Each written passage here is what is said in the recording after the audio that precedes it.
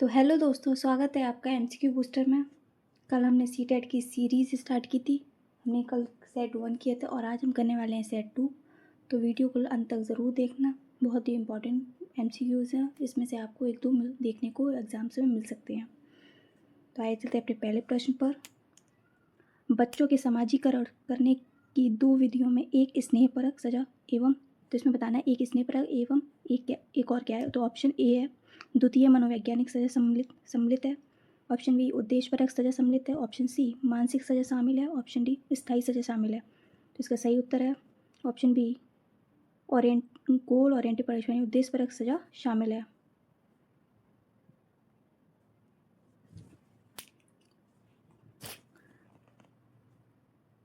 बच्चों को सही व्यवहार सिखाने के लिए केवल प्यार से समझाना ही नहीं होता है, बल्कि एक लक्ष्य तय करके अनुशासन देना होता है। जैसे बच्चे से कहना, अगर आज आप अपना काम पूरा करोगे तभी शाम को खेलने जा पाओगे। इसे ही लक्ष्य या उद्देश्यपरक सजा अनुशासन कहते हैं। आइए चलते हैं अपने नेक्स्ट प्रश्न पर।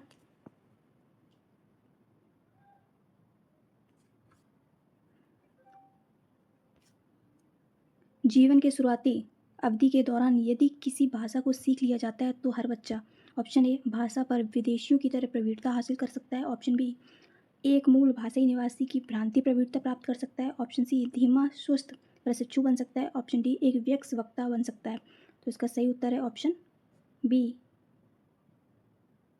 एक मूल भाषाई निवासी की भ्रांति प्रवृत्ति प्राप्त कर सकता है। प्रोफियंसी यानी बचपन में दिमाग जो होता है नई भाषाओं को बहुत तेज़ी से सीखता है।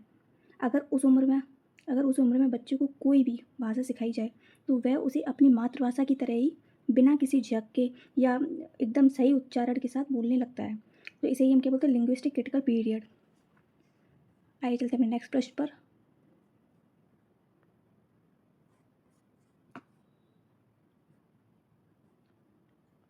दो से 3 वर्ष की आयु के मध्य एक बच्चे की भाषाई विकास पर दर यानी परसेंटेज में बढ़ती है लगभग।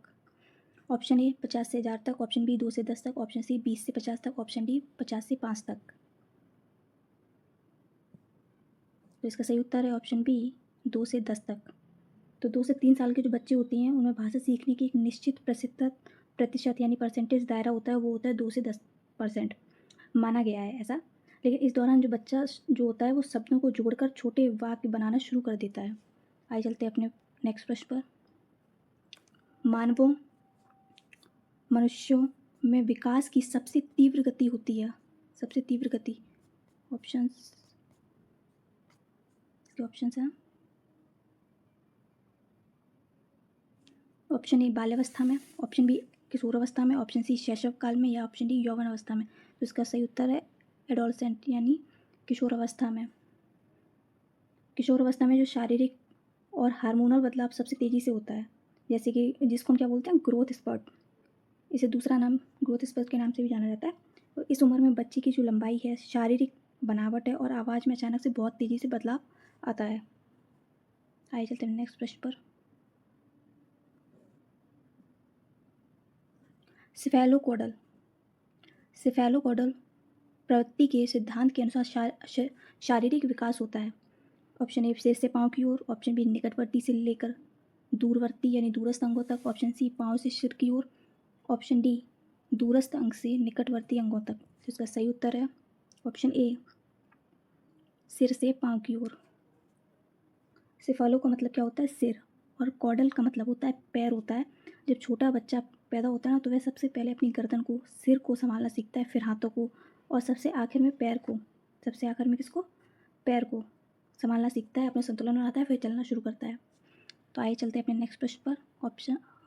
नेक्स्ट प्रश्न पर क्वेश्चन नंबर 6। गर्भधारण से शिशु के जन्म की अवधि को कहते हैं। ऑप्शन ए किशोरावस्था। ऑप्शन बी शैशव अवस्था। ऑप्शन सी प्रसव पूर्व काल यानी प्रीनेटल पीरियड। ऑप्शन डी वयस्कता यानी एडल्टहुड।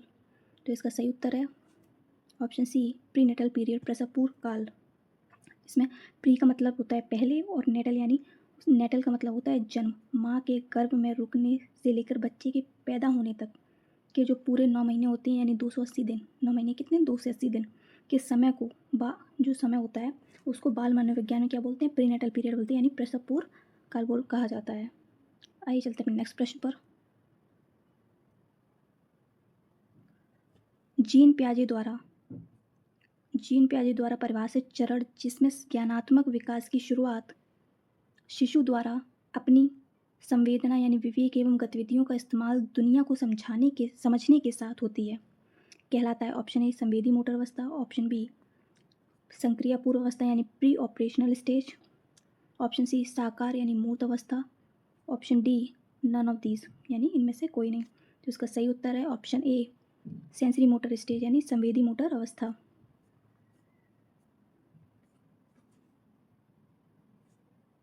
सेंसरी मोटर स्टेज, जन्म से 2 साल तक बच्चा जो होता है वो बोल या सोच नहीं सकता। वह अपनी जो 5 इंद्रियां होती हैं, देखकर, सुनना, छूकर या चक्कर, और शारीरिक हरकतें जो होती हैं जैसे चीज़ें पकड़ना, मुंह में डालना से ही अपने आसपास की जो दुनिया को है समझता है, उसको बोलते हैं सेंसरी मोटर स्टेज। आइए चलते हैं अपने नेक्स्ट प्रश्न पर। रोशा स्याही धब्बा परीक्षण जो व्यक्तित्व के मूल्यांकन करने के लिए इस्तेमाल किया जाता है का विकास किया? Option A Eysenck, option B Allport, option C Hermann Rorschach, option D Jean पियाजे। इसका सही उत्तर है ऑप्शन सी हरमन रोशा।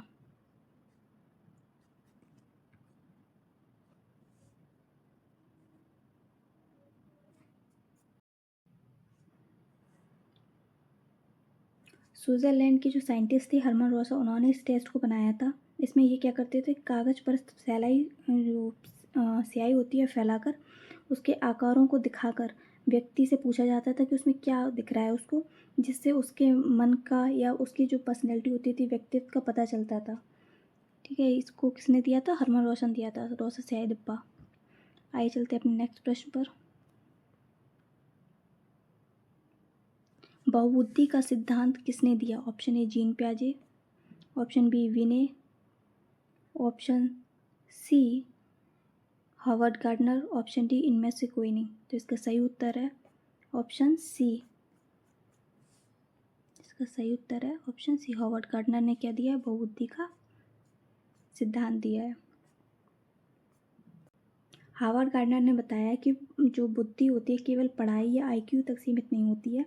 हर इंसान में अलग तरह की प्रतिभा होती है, जैसे संगीत, खेल, गणित या चित्रकारी हो सकती है। यानी बुद्धि के कई प्रकार हो सकते हैं, कई प्रकार होते हैं। तो आइए चलते हैं अपने नेक्स्ट प्रश्न पर। अपने आसपास के वातावरण माहौल के साथ सामंजस्य बैठाने ढालने की क्षमता से बुद्धिमत्ता का संबंध जोड़ने वाला मनोवैज्ञानिक था। ऑप्शन ए जीन पियाजे, option B Thorndike, option C Harvard Gardner, option D इनमें से कोई नहीं। तो इसका सही उत्तर है ऑप्शन ए जीन पियाजे। तो पियाजे के अनुसार क्या है? बुद्धिमान व्यक्ति वही है जो बदलती हुई परिस्थितियों और नए माहौल में खुद को आसानी से ढाल या अडेप्ट कर लेता है। वातावरण से तालमेल बिठाना ही क्या होता है? बुद्धिमत्ता की असली पहचान होती है। ये किसके अकॉर्डिंग है? ये पियाजे के अकॉर्डिंग है। आइए चलते हैं अपने नेक्स्ट प्रश्न पर। थॉर्नडाइक का सिद्धांत इनमें से किस वर्ग के तहत सूचीबद्ध किया जाता है? ऑप्शन ए व्यवहारिकता का सिद्धांत, ऑप्शन बी ज्ञानात्मक सिद्धांत, ऑप्शन सी मनोविश्लेषण सिद्धांत, ऑप्शन डी इनमें से कोई नहीं। इसका सही उत्तर है ऑप्शन ए व्यवहारिकता का सिद्धांत। तो एडवर्ड थॉर्नडाइक एक कैसे हैं? बिहेवियरिस्ट थे, यानी व्यवहारवादी थे। उन्होंने प्रयास एवं त्रुटि का क्या दिया? नियम दिया है, ट्रायल एंड एरर का, जिसका मानना यह है कि अभ्यास और गलतियों से ही इंसान या फिर जानवर के व्यवहार में सुधार आता है। तो आइए चलते अपने नेक्स्ट प्रश्न पर। ध्वनि की गति के अनुक्रम एवं उसकी संरचना को विनियमित करने के नियमों से संबंधित भाषा का घटक कहलाता है। इसके ऑप्शंस हैं सिमेंटिक्स, ऑप्शन बी व्याकरण, ऑप्शन सी ध्वनि उच्चारण विज्ञान, ऑप्शन डी इनमें से कोई नहीं। तो इसका सही उत्तर है ऑप्शन सी, ध्वनि उच्चारण विज्ञान यानी फोनेटिक्स। तो इसमें क्या है, फ़ोन का अर्थ क्या होता है, ध्वनि यानी साउंड होता है। भाषा बोलते समय कौन सी आवाज़ कैसे निकालनी है, या शब्दों का सही उच्चारण कैसे करना है, इसके नियमों के अध्ययन को, इसके नियम को जो अध्ययन होते हैं उसको फोनेटिक्स या फिर फोनोलॉजी कहते हैं। ठीक है, आइए चलते हैं नेक्स्ट प्रश्न पर।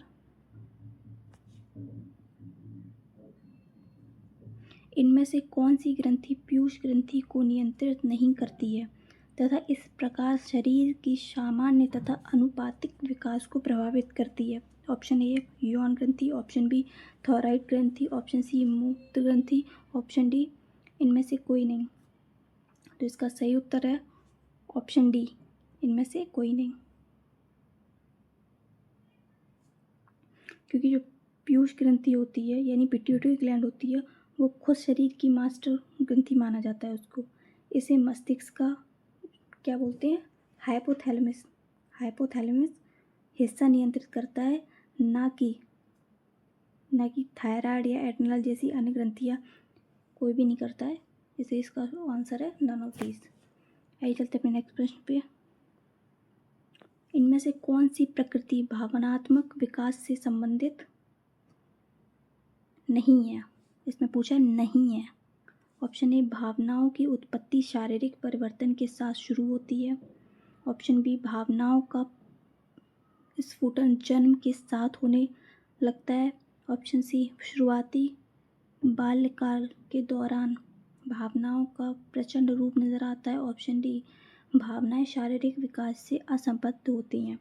तो इसका सही उत्तर है option B emotions begin from birth.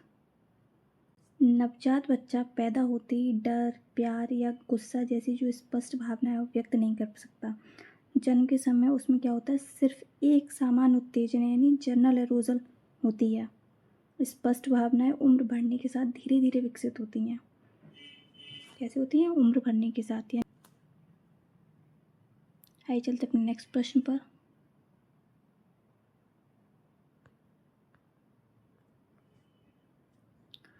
एक शिशु का सामाजिक विकास निर्भर होता है, ऑप्शन ए उसकी अन्य लोगों के साथ अंतरक्रिया पर, ऑप्शन बी शिशु को मिलने वाले प्यार या तथा अपनत्व पर, ऑप्शन सी उसके द्वारा दूसरों का ध्यान अपनी ओर आकर्षित करने की क्षमता पर, ऑप्शन डी उपयुक्त सभी पर। ठीक है, बच्चा समाज में रहना कैसे सीखता है, ये 3 बातों पर निर्भर होता है। वह घर परिवार के लोगों से कैसे मिलता जुलता है ना, उसे कितना प्यार दुलार मिलता है, और वह दूसरों का ध्यान अपनी ओर खींचकर उनसे कैसे जुड़ पाता है। इसलिए ये सभी कारण कैसे हैं, सही हैं, सारे ऑप्शन कैसे हैं, सही हैं।